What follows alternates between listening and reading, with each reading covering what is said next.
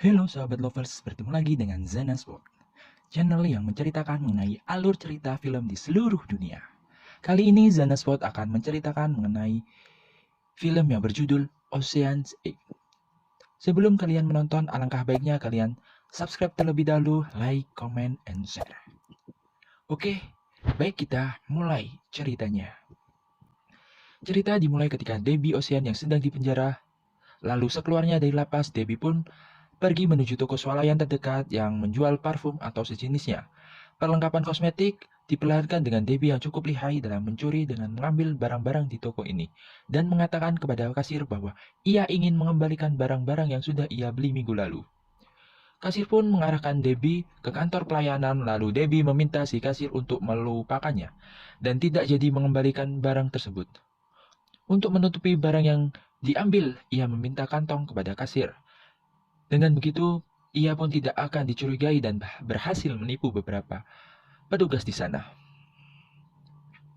Setelah itu, Debbie pun pergi ke hotel dengan tetap masih menggunakan trik menipu kepada petugas, dan ia pun bisa tidur di hotel tanpa mengeluarkan biaya sama sekali. Setelah beristirahat, Debbie Ocean pergi menemui seorang sahabat lamanya yang bernama Low untuk mengajak melakukan aksi pencurian yang telah ia persiapkan selama 5 tahun di dalam penjara, yaitu mencuri perhiasan berlian yang sangat mahal. Debbie Ocean pergi ke sebuah galeri yang ternama dan menemui pria pemilik galeri ini, yang ternyata itu adalah mantan kekasih Debbie Ocean yang dulu telah menjebloskan Debbie Ocean ke dalam penjara. Debbie Ocean pun dan Lo yang mendengar lalu mulai mencari seorang desainer fashion yang akan diajak bekerja sama dalam misi mencuri kalung berlian. Desainer ternama pada era 90-an yang bernama Roswell. Roswell sekarang sedang terlilit utang dan membuatnya berada di ambang kebangkrutan.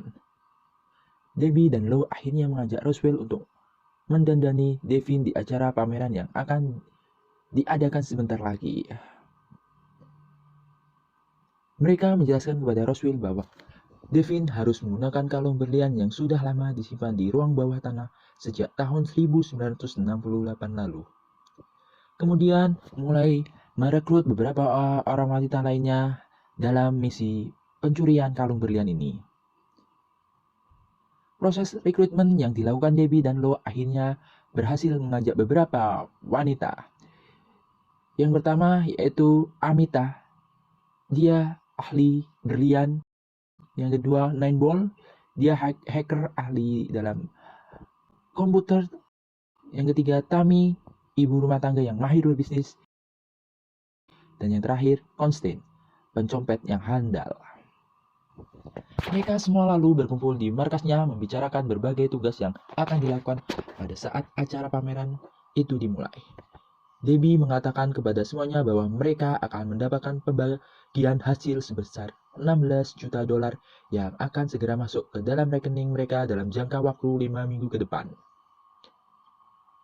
Tammy membeli sebuah alat canggih pemindai barang berbentuk kacamata yang nantinya otomatis terbuat tiruan KW Super di dalam kotak itu. Di sisi lain, Amita dan Roswell pergi ke sebuah tempat menyimpan berlian-berlian yang sangat lengkap dan juga mahal. Mereka berdiskusi untuk membicarakan berlian yang disimpan dan mereka diantar pergi ke ruang bawah tanah untuk melihat kalung berlian itu. Di sini, Roswell menggunakan kacamata pemindai. Kacamata itu mengalami masalah karena kacamata yang digunakan membutuhkan sinyal jaringan untuk bisa mentransfer hasil scan ke sebuah komputer. Akhirnya, Roswell dan Amita membujuk penjaga membawa kalung berlian ke tempat yang ada sinar matahari dengan alasan agar melihat detail kalung itu. Dengan begitu, kacamata itu mendapatkan sinyal yang kuat. Constance dan Nenbol mencoba mensyup ke ruang rapat para petinggi dengan menempelkan alat penyadap suara ke tong sampah. Dengan begitu, rencana keamanan yang akan dilakukan dalam museum ini diketahui oleh tim The Ocean. Mereka lalu berkumpul merencanakan untuk melakukan aksi pengambilan kalung berlian dalam sebuah toilet karena hanya di toilet ini tidak ada CCTV dan dapat melindungi jejak mereka dari petugas keamanan. Nineball mulai meretas komputer yang digunakan oleh kepala keamanan museum ini dan mendapatkan file arsip revisi perubahan CCTV. Di sisi lain, Tami juga mencoba untuk bergabung menjadi staf panitia dalam acara pameran ini dan mengambil gambar peta lokasi tempat duduk yang akan digunakan oleh Devin. Debbie meminta menjalankan rencana dengan menjebak Baker dan memfitnah Baker menjadi tersangka dalam aksi pencurian kalung ini. Kabar buruk bahwa kalung berlian itu harus menggunakan kunci magnet supaya bisa melepas kalung itu. Untungnya, Roswell masih bisa mengambil video kunci yang ada di kalung itu.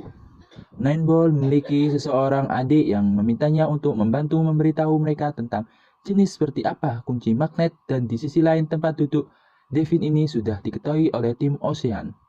Dengan begitu, rencananya akan bisa terus dilaksanakan. Low di sini berperan layaknya seorang koki. Ia pun lalu memasukkan sebuah cairan ke dalam makanan yang bisa membuat perut menjadi mual, dan makanan itu dihidangkan untuk Devin. Devin pun lalu menyantap makanan itu dengan sangat lahap. Tentu karena cairan yang sudah dimasukkan tadi membuat Devin mulai mual lalu pergi menuju toilet terdekat. Di dekat pintu toilet di mana Debbie mencegah para penjaga yang mengawasi untuk tidak masuk ke dalam toilet wanita. Di sisi lain, Konstan masuk untuk menenangkan Devin sekaligus mencuri kalung itu dengan trik copetnya. Sangat cepat. Konstan akhirnya meninggalkan dan meletakkan kalung kepada seorang yang hendak meletakkan piring kotor ke dapur. Barang diterima oleh ahli berlian dan pergi menuju toilet yang mana toilet itu sudah tersedia alat perlengkapan untuk pencopet berlian dari kalung itu. Devin keluar dari toilet dan mulai disadari oleh para petugas yang menjaga bahwa kalungnya telah tiada. Para tamu pun diarahkan keluar untuk mengosongkan ruangan dengan dipindah menggunakan alat mendeteksi satu persatu. Di samping itu, salah seorang penjaga keamanan pun pergi menuju dapur, di mana Amita yang belum selesai untuk memisahkan terlihat penjaga mendatangi toilet yang di dalamnya ada Amita. Akan tetapi digagalkan oleh Tami yang mana Tami memberitahukan kepada penjaga bahwa ditemukan kalung berlian itu dalam kolam. Dengan begitu, kalung palsu itu digunakan kembali oleh Devin. Setelah acara selesai, kalung itu disimpan lagi ke tempat dan sebelum dicek dengan ahli berlian itu kaget bahwa berlian itu palsu. Setelah itu, mereka mendatangkan seorang pria teknik asuransi untuk menangani kalung tersebut. Detektif melihat rekaman CCTV yang dipasang dan mewawancarai beberapa pelayan, termasuk si Devin. Devin tiba-tiba dapat masuk ke dalam markas The Ocean dan kita sadari bahwa sebenarnya Devin bekerjasama dengan Debbie dan Low dari awal. Debbie memberitahu kepada rekan yang lainnya bahwa kita tidak akan jadi tersangka, melainkan mantan dari Debbie yang akan jadi tersangka. Debbie memasukkan sebagian berlian ke dalam saku milik Baker.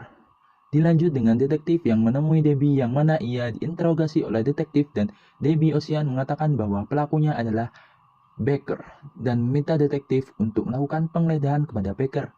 Namun bukan alasan yang kuat untuk melakukan penggeledahan tersebut. Di tengah-tengah itu, Devin pergi menemui Baker untuk melakukan cocok tanam dengan Baker di kamar. Namun itu hanyalah tipuan saja, agar bisa mengambil foto berlian.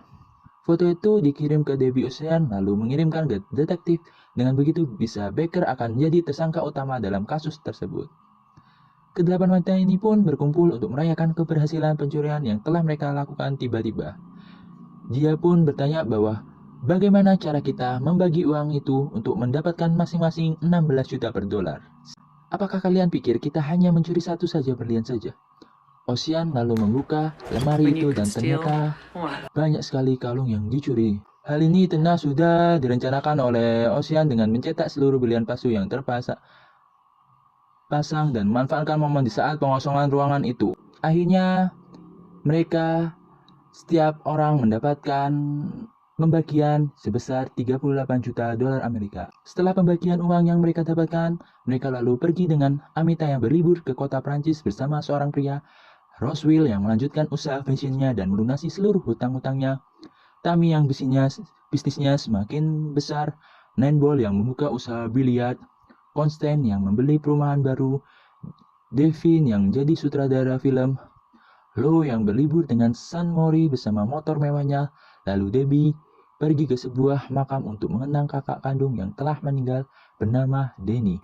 Dan film pun selesai.